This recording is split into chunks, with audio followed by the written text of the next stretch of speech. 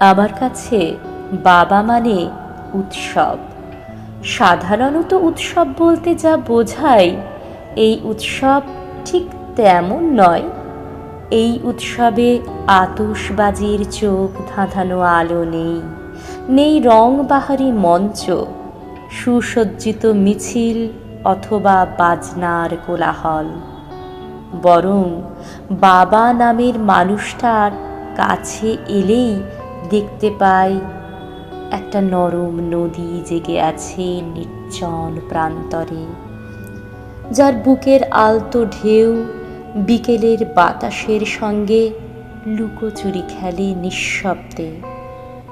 কখনো বুঝতে পারি বাবার সঙ্গে সখ্য একটি নাম না জানা বৃক্ষের, যার টুপটাপ করে ঝরে পড়া পাতাদের গান অন্তরে ধারণ করে বাবা চুপ করে বসে থাকে সমস্ত ভোরবেলা। বাবা হেসে উঠলেই দেখতে পাই দিগন্ত জুড়ে দীর্ঘ ধান মাঠ পাখি হয়ে ওড়ে, আর একতারা হাতে বাউলের মতো মাটিতে নেমে আসে পশ্চিমের মেঘ। এইসব দৃশ্যগুলোই আমার কাছে উৎসব।